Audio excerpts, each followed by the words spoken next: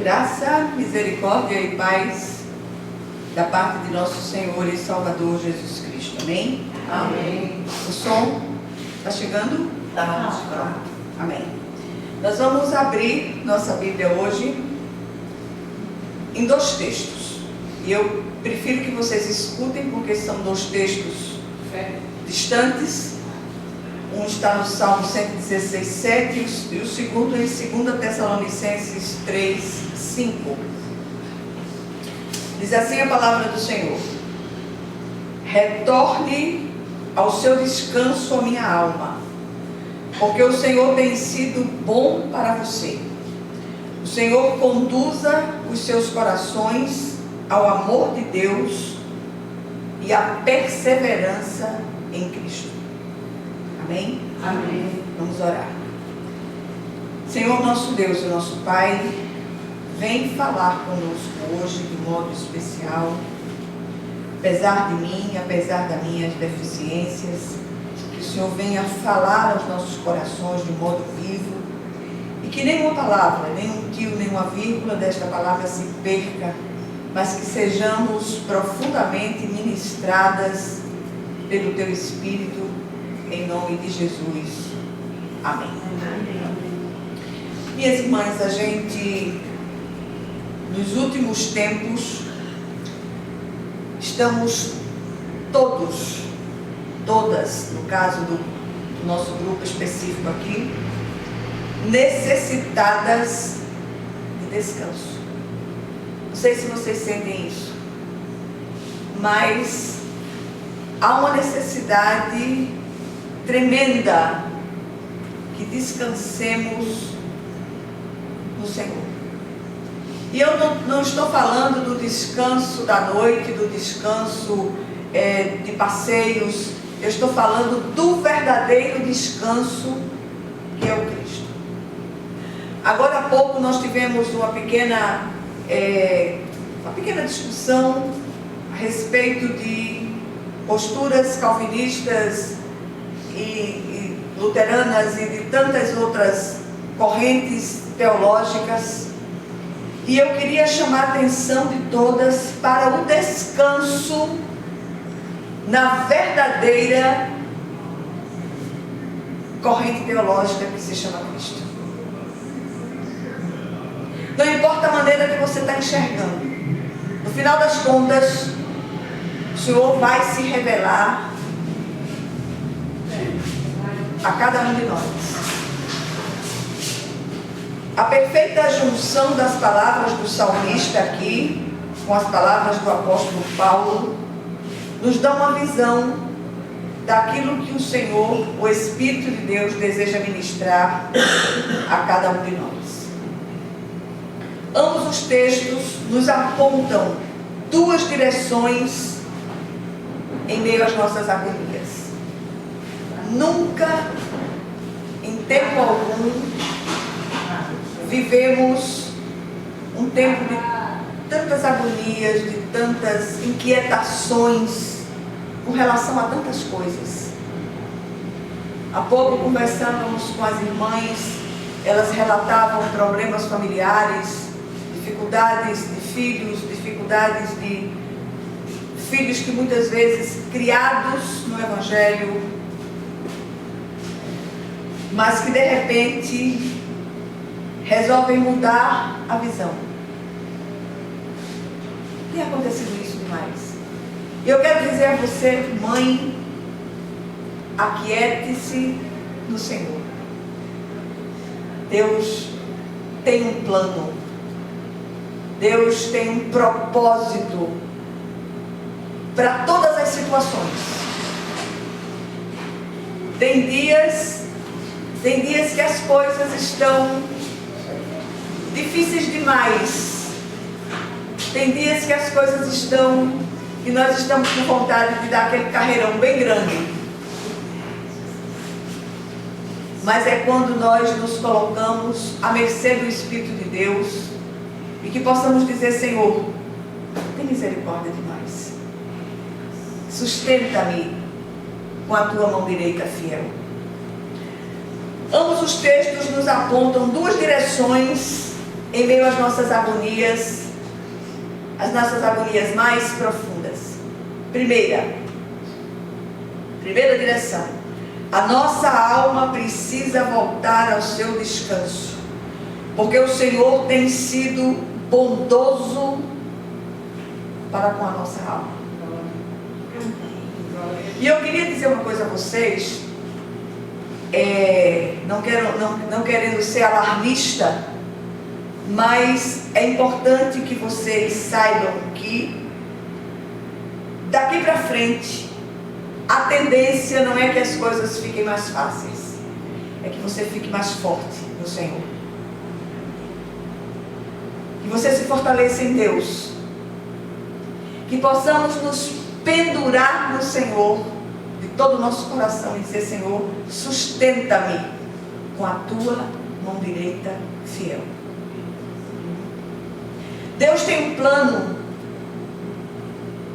para cada um dos seus filhos.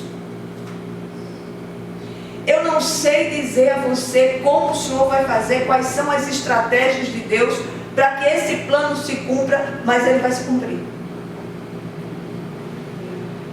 Agora deixa eu dar um conselho a vocês. É melhor cooperar. Se eu fosse você, cooperar. Facilita as coisas do Espírito de Deus. Porque uma coisa ruim, ele está ao derredor, e como ele não tem poder criativo nem criador, ele vai fazer de tudo para tirar você do prumo de Deus.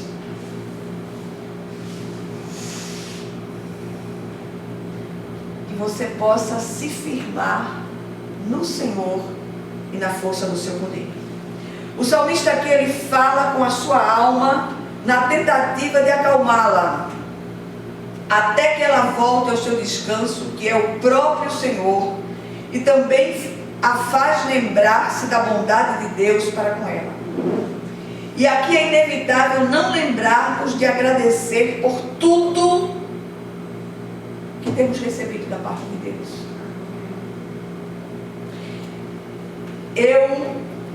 As pessoas mais chegadas a mim, nesse meu momento atual de luto, de pesar, eu já não morri porque não tinha quem chorasse. Se aparecesse uma pessoa para chorar, eu já tinha levado fim, porque só a graça de Jesus.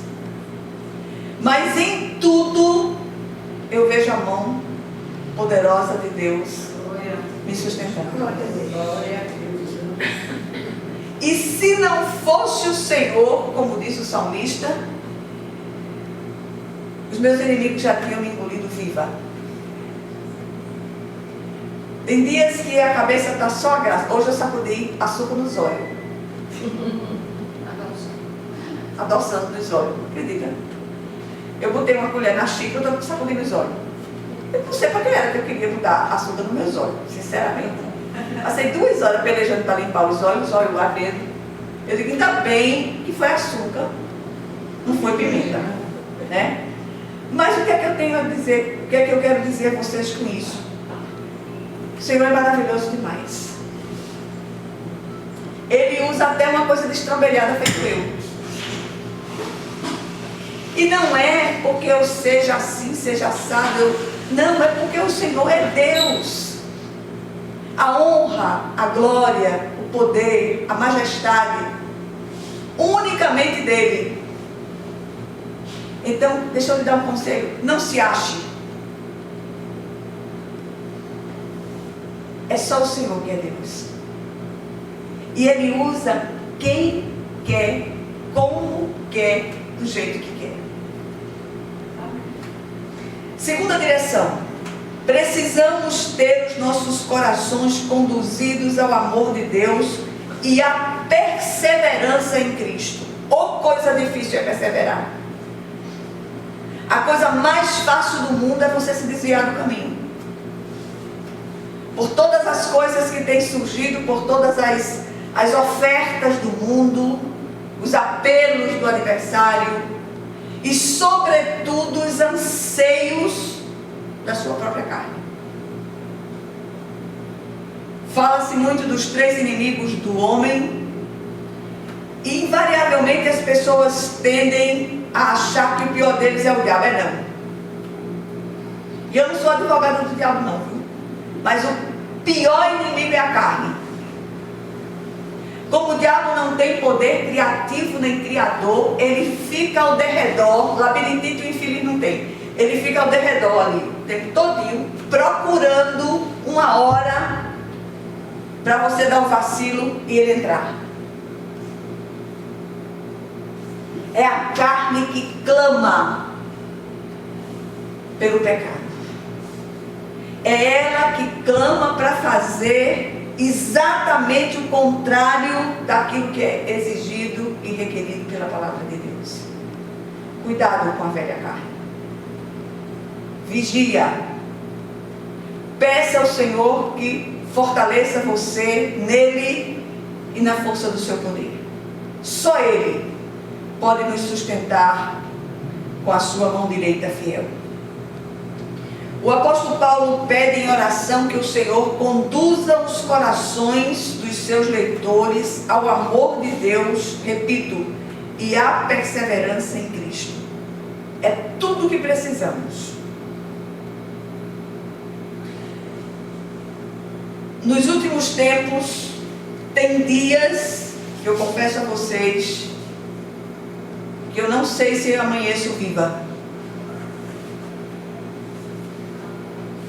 E quando o dia amanhece, eu olho para Jesus e digo: Senhor, o Senhor é demais. Só o Senhor pode nos sustentar. Repito, com sua mão direita fiel. E eu queria trazer pelo menos 3 reflexões sobre esse assunto tratado. Primeira, é sempre bom que confrontemos as nossas emoções em relação às situações que nos cercam. É eficaz trazer à memória o que nos pode dar esperança, e a bondade de Deus é razão suficiente para a confissão da nossa esperança naquele que é fiel, apesar de nós. E aí, voltando para o assunto que nós estávamos falando, somos escolhidos não porque somos bonzinhos, boazinhas, simpáticas, agradáveis. Não há nada em nós que preste. Sabe qual é o critério da escolha? Jesus. Ele escolhe quem Ele quer. E aquele que Ele escolhe, Ele transforma. Nesses 45 anos de caminhada com o Senhor, eu vi coisas tremendas demais acontecendo com as pessoas menos prováveis. Não desista de orar por aquele seu parente, seu filho, seu marido, seu... Enfim. Você não sabe o que Deus pode fazer. Mas não ore dizendo a Deus o que é que Deus vai fazer.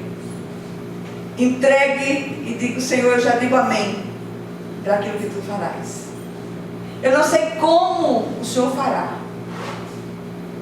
mas eu sei que o Senhor pode todas as coisas. E nenhum bem o Senhor sonega àqueles que andam na sua presença. Lutas nós enfrentaremos sempre, e invariavelmente essas lutas nos tomam de assalto, nos emboscam, e o propósito delas é nos tirar o chão e fazer que arrefeçamos na fé e na perseverança em Cristo. Uma das palavras mais lindas que eu acho do nosso vocabulário é perseverança. Desista não. Continue. Prossiga. Persevere. Busque. E grandes coisas o Senhor fará. Como Ele fará, não sei. Mas eu só sei que é assim, como diz Chicó, do Alto da Compadecida. Eita glória.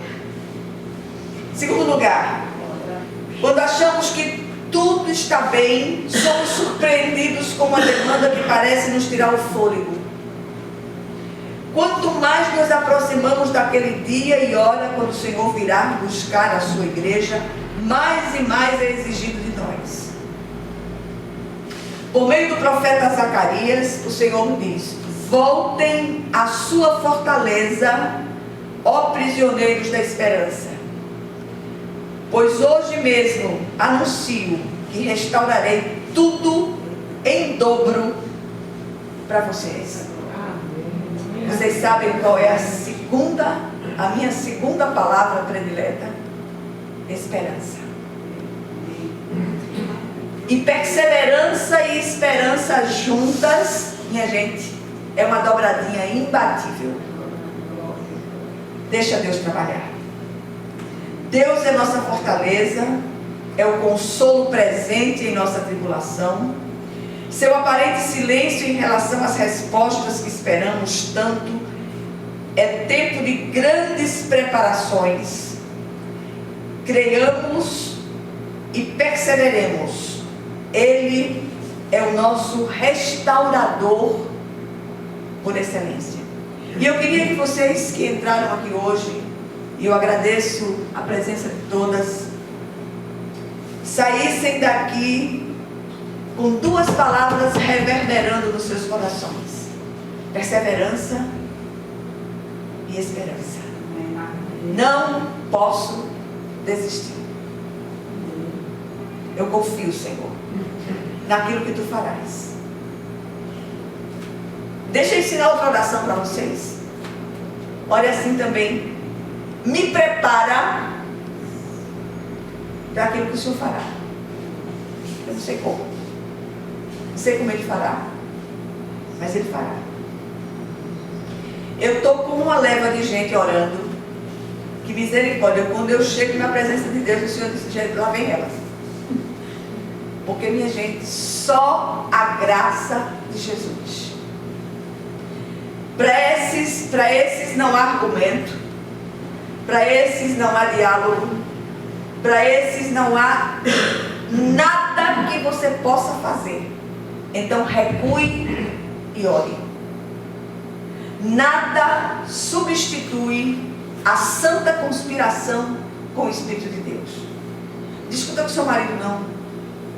Não discuta com seu filho, não. Não adianta conselho. Fale com o papai. E deixe ele trabalhar. Estabeleça um pacto diante de Deus. Hoje, diga: Senhor, a partir de hoje, eu não vou mais confrontá-los. Porque se desse certo, já tinha dado. Se o seu conselho, se a sua argumentação, o seu diálogo fosse resolver, já tinha resolvido. Porque você vem de longas datas nesse blá blá blá. Recue. E deixe a glória de Deus descer na situação. Aí eu me lembro, rapidamente, não vou dar um testemunho longo, mas me lembro do tempo em que meu marido, ele era viciado em álcool, a igreja sabe, e era algo terrível que já vinha de longas datas. E a gente, mulher, a gente quer falar, né? Quer falar, a gente quer conversar, a gente quer dialogar. E quando foi um dia, ele abanou o dedo no meu nariz assim e disse que eu estava proibida de falar na bebida. Eu disse: está certo. Mas ele proibiu falar com ele, não proibiu falar com Jesus. E parou. Parei. Ainda tinha mais. Rapaz, eu ainda ia comprar. Quem ia comprar era eu, para poder comprar onde tinha mais barato. E aí saía procurando e tal. E de vez em quando eu chegava e disse: meu filho, que eu achei sua vodka. Estava num precinho tão bom. Aí ele ficava olhando assim para mim, espantado. Eu disse: pode beber, que não está envenenada não, pode beber. Passaram-se os anos. Depois desse baile que eu levei, aí um dia eu chego no frigorífico da gente E ele era meio litro pura por dia. E ele ia bebendo cada vez mais cedo, espichando cada vez mais o expediente para beber mais. Aí quando um dia eu chego, ele estava terminando de tomar o último gole daquele copo. Aí olhou para mim e disse aqui: este é o último gole de vodka que eu boto na minha boca. Emborcou o copo no balcão. Sou glória. Nunca mais bebeu um gole só. O que é que eu quero dizer a vocês? Mulheres de Deus, calem a boca. Falem com Jesus sobre o assunto. E deixa o papai resolver. E ele vai fazer da melhor maneira que você possa imaginar. Em terceiro lugar, o autor de Provérbios diz: o nome do Senhor é uma torre forte. Os justos correm para ela e estão seguros. Corramos então para ele e ali nos refugiemos até que passem as calamidades. Sim, porque elas passam. E eu queria que vocês adotassem uma sugestão. É apenas uma sugestão. Não tem nada de mágico nisso. Anotem determinados pedidos de oração. Coloquem data. Comecem a anotar mudanças de posturas suas em relação a determinadas demandas. Coloca a data. E lá na frente, você vai ver a glória de Deus descer na situação. Todas as nossas lutas, elas têm prazo de validade. O Senhor está trabalhando na vida dos maridos, dos irmãos, dos filhos, dos parentes, enfim. Mas na nossa também. Se estamos aqui, é porque tem um trabalhar de Deus em nós. E o bom de tudo isto é que não atravessamos essas tempestades sozinhos. O Senhor tem estado conosco. A sua vara e o seu cajado têm nos consolado. E para terminar, eu queria dizer a vocês duas coisas. Primeira, o apóstolo Paulo, falando aos Romanos, capítulo 5, versículos 3 a 5, ele diz: não só isso, mas também nos gloriamos nas tribulações, porque sabemos que a tribulação produz perseverança, a perseverança um caráter aprovado, e o caráter aprovado esperança. E a esperança não nos decepciona, porque Deus derramou o seu amor em nossos corações por meio do Espírito Santo que Ele nos concedeu.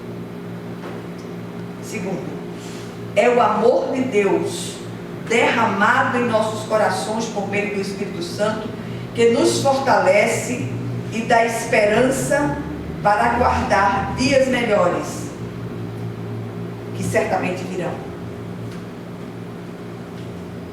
E eu queria terminar com duas palavras. Tão somente confiemos e descansemos no Senhor. Você vai ver a glória de Deus na vida do seu filho. Você vai ver na vida do seu marido, da sua filha, daquele parente que parece que não tem jeito. Uma das formas de Deus se manifestar a mim pessoalmente é como Deus do impossível. E cada vez que nós nos reunimos nessa quinta-feira, nessas quintas-feiras, que exatamente foi o culto que deu origem à nossa pequena comunidade, nós estamos dizendo ao Senhor: Senhor, Humanamente é impossível, mas eu sei que tu podes. Amém? Que o Senhor, Ele aplique essa porção da palavra aos nossos corações, em nome de Jesus. Vamos orar umas pelas outras.